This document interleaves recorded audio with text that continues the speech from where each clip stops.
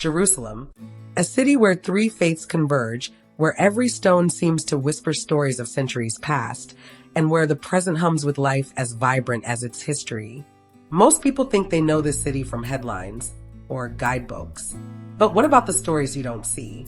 The morning coffee shared between neighbors, the market vendors' laugh, the students dreaming of their future. I'm here to walk these streets, to meet the people who live their daily lives in a place the world talks about, but rarely lets speak for itself. This isn't about sides. It's about discovering what's really here. It's 5 in the morning. The old city is stirring. These limestone streets have seen empires rise and fall. Romans, Byzantines, Ottomans, British. Today, they witness something simpler. People starting their day. Meet Ahmad. His family has baked kaikeh bread here for 4 generations, using the same recipes his great-grandfather perfected. The smell of fresh bread drifts through the air, mingling with the city's ancient scent of history. 10 minutes away, at the Western Wall, morning prayers begin. For Jewish worshippers, this is the closest point to where the ancient temple once stood, the holiest site in Judaism. And just above, the Al-Aqsa Mosque stands. 2 sacred sites, layered on top of each other, just steps apart. Walking here, you can feel the complexity of history and faith with every heartbeat. 40 minutes west, Tel Aviv is a whole different world. Beaches shimmer under the sun, tech startups hum with energy, and the streets pulse with youth, music, and culture. Israel's economic and cultural hub is modern, lively, and full of ambition. But even here, the weight of history is never far away. Conversations, memories, and daily routines carry echoes of a past that still shapes the present. Curious to see beyond the headlines? Hit subscribe and join this journey, because the stories you're about to see aren't told anywhere else. Heading east, you reach Bethlehem, crossing under the separation barrier, called a security fence by some and the apartheid wall by others.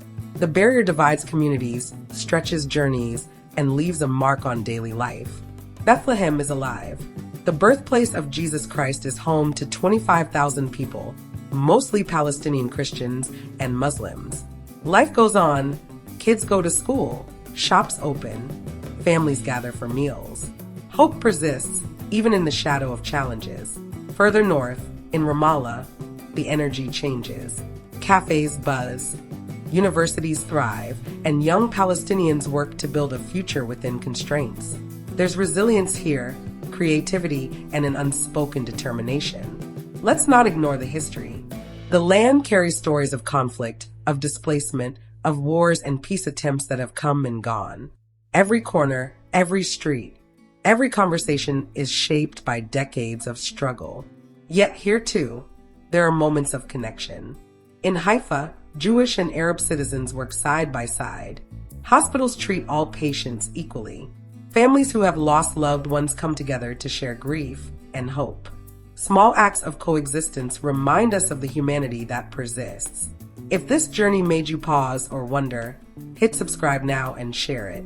Start the conversation, tag someone, comment, or send this video to someone who needs to see it.